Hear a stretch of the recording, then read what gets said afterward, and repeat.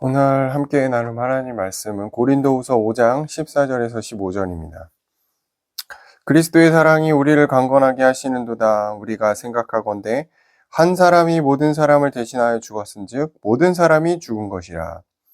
그가 모든 사람을 대신하여 죽으시면 살아있는 자들로 하여금 다시는 그들 자신을 위하여 살지 않고 오직 그들을 대신하여 죽었다가 다시 살아나신 이를 위하여 살게 하려 함이라. 아멘.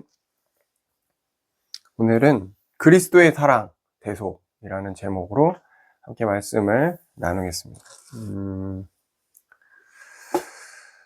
오늘 21일입니다. 성탄 주간이죠. 이 성탄절, 물론 25일이 성탄절이고 24일 날 이제 전야제를 하는데 굉장히 바쁘죠. 일반적으로 교회에서는 굉장히 큰 행사고 바쁩니다. 아주 오래된 어떤 이제 기독교의 중요한 기념일이죠. 부활절과 더불어 가장 큰 주간이 아닌가 생각을 하고요.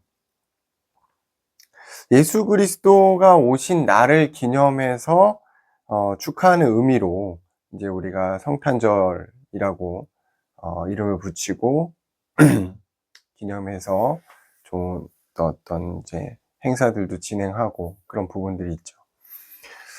다들 아시겠지만 이제 크리스마스라고 해서 크리스트와 마스가 합쳐진 단어죠. 그래서 크리스트는 당연히 그리스도를 뜻하고요. 헬라어로.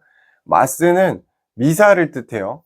이제 지금 우리로 표현하면 예배죠. 그래서 예수 그리스도가 오신 것을 기념하는 예배, 예수 그리스도께 예배하는 날, 이렇게 이제 풀이할 수 있는데, 단순히 우리가 당연히 산타와는 연관이 없는, 그건 이제 마케팅의 일환이고요.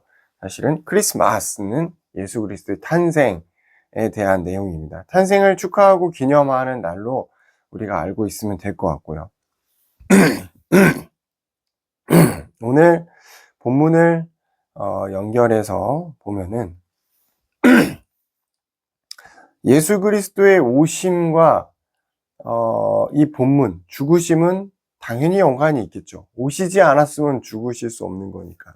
그러면 왜 오셨는가에 대한 부분도 굉장히 중요한 부분이에요. 하나님의 아들이라고 우리는 예수님을 알고 있죠. 그래서 하나님의 아들이신 그분이 왜 굳이 낮고 낮은 이 땅에 인간의 몸을 입고, 인간이라는 존재는 유한한 존재잖아요. 하나님은 무한한 존재인데 무한한 존재가 유한한 인간의 몸을 입고 왜 굳이 와야 했는가를 생각해야 되는 거예요.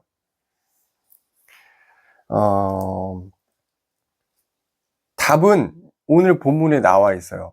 모든 인류의 죄를 대속하기 위해서이다 라고 나오죠.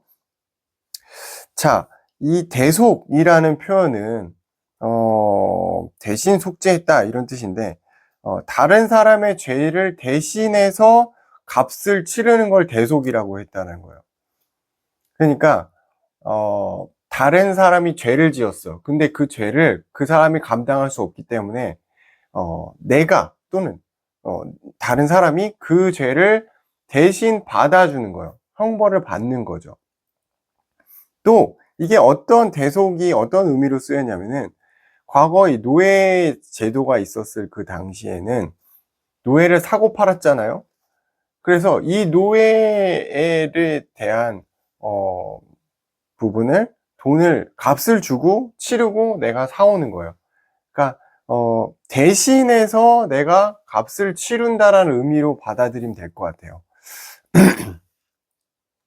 예수님이 모든 인류를 대신해서 대속했다. 이거는 모든 인류를 대신해서 어떤 값을 치렀다라는 건데, 죽으심으로 값을 치렀죠. 그래서 대속적 죽음이 포함이 되는 거란 말이에요. 그러면 사람이 아무리 죄를 많이 지어도 죽음으로 그것을 값을 치르는 경우는 거의 없죠. 근데 인간도 그런데 하나님이 인간을 위해서 대신 죽으신다. 이거는 사실은 불가능한 일이라는 거죠. 이거는 기적 같은 일이라는 거예요. 근데 그걸 왜 행하셨냐? 인간이 그만큼 엄청난 죄를 지었기 때문인 거죠. 무슨 죄인지 아시죠? 선악과 사건으로 인한 죄를 지은 겁니다. 죄는 죽음과 이어지죠. 죄의 삭은 사망이기 때문에. 그래서 인간이 죽어야 되는데 이 하나님의 아들이신 예수님이 대신 와서 죽으셨다. 그래서 대속이라고 한 겁니다. 죄가 없는 하나님이 죄인인 인간을 위해 죽으심으로 구원을 완성하신 것이 십자가 사건이라는 거예요. 그래서 우리가 십자가를 단순한 어떤 심벌로만, 어떤 이미지로만 보지 않고 그 안에 감추어진 그리스도의 사랑과 그의 대속하심을 알고 십자가를 봐야 한다. 자, 왜 예수님은 이 땅에 오셔서 우리를 위해 죽으셨냐? 죄를 위해 죽으셨다. 근데 그 죄는 무엇을 위한 거냐? 우리를 위한 거죠. 왜? 우리를 사랑하기 때문입니다. 그래서 그리스도의 대속과 그리스도의 사랑은 엄청나게 밀접한 연관이 있다라는 거예요. 사랑하지 않으면 어떠한 일도 행해질 수가 없는 거거든요. 저도 그렇게 생각해요. 저도 이제 두 자녀를 양육하고 있지만 이 아이들이 너무나 사랑스럽고 좋기 때문에 제가 무언가를 막 하는 거죠. 아이들을 케어도 하고 돈도 벌어서 아이들 좋은 것도 사주고 싶고 그런 마음이 왜 있는 걸까요? 내 자녀니까요. 왜? 내가 사랑하니까요. 내가 사랑하는 내 자녀니까. 자, 그걸 하나님에게 이제 하나님을 보면은 하나님이 사랑하는 인간 자녀가 죄를 지었어요. 죽게 생겼단 말이에요. 너무나 마음이 아프신 거죠. 그래서 그 길을 하나 여신 것이 예수 그리스도의 십자가 사건이라는 거죠. 대속입니다. 사랑이 없으면 그 일을 행할 수가 없는 거예요. 그래서 우리가 하나님을 너무 무서운 하나님, 엄격하신 하나님 그렇게만 알고 있으면 안 돼요. 사랑의 하나님이 사실은 더 크신 거죠. 이 예수 그리스도의 사랑하심과 그의 순종으로 말미암아 우리는 죄로부터 영원한 해방을 얻었죠. 그것은 무슨 말이죠? 사망으로부터 해방을 얻었다라는 거예요. 사망은 곧 이 땅에서의 사망뿐만 아니고 천국에서의 삶도 연결이 되잖아요. 그래서 지옥을 가야 되는 우리가, 죄로 인해 지옥을 가야 되는 우리가 천국으로 가는 길을 열으셨다라는 거죠. 또한 그리스도의 대속은 그를 믿는 자들에게 다른 삶의 방향을 제시하신 거예요. 단순히 우리를 사랑해서 죄에서 구원해서 그래 우리 자녀가 다시 되었구나 거기서 끝나는 게 아니고 우리는 이 땅을 계속 살아가잖아요. 이 땅을 살아가는 우리에게 예수 그리스도를 알기 전의 모습과 안 후에 어떤 삶의 다른 방향을 제시하신다는 거죠. 다시는 나 자신을 위해 살지 않고 그리스도를 위해 하나님의 나라를 위해 살게 하시는 그 다른 방향을 여신다라는 거예요. 그래서 제가 강조하는 부분 중에 하나가 우리가 이 땅을 살아가며 그리스도인답게 하나님의 나라를 위해 살아야 한다. 왜?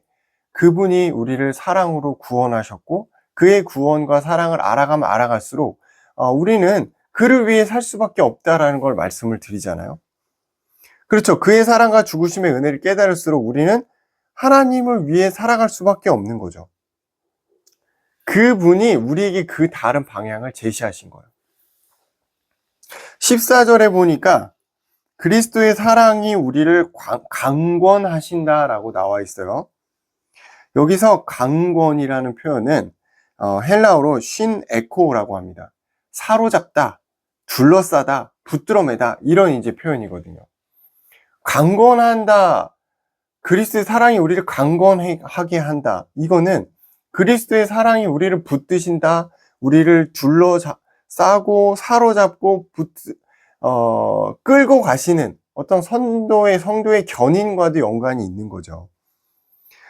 이거를 이제 쉽게 어떻게 예를 들면은 여름에 막 장마가 와고 비가 너무 많이 와요. 태풍이 와서 그 계곡이나 강가에 보면은 물이 갑자기 확 불어납니다. 그래서 계곡에서 막 실종사도 많이 나오잖아요. 물살이 엄청 세단 말이에요. 산에서부터 쭉 내려오니까. 그 물살을 인간은 당연히 버틸 수 없고 소나 돼지도 버틸 수 없어요. 그래서 떠내려갑니다. 그만큼 강력한 힘, 내가 버틸 수 없는, 거스를 수 없는 강력한 힘에 의해 붙잡혀서 그 움직임에 따라갈 수밖에 없는 상태를 강권이라고 표현하는 거죠.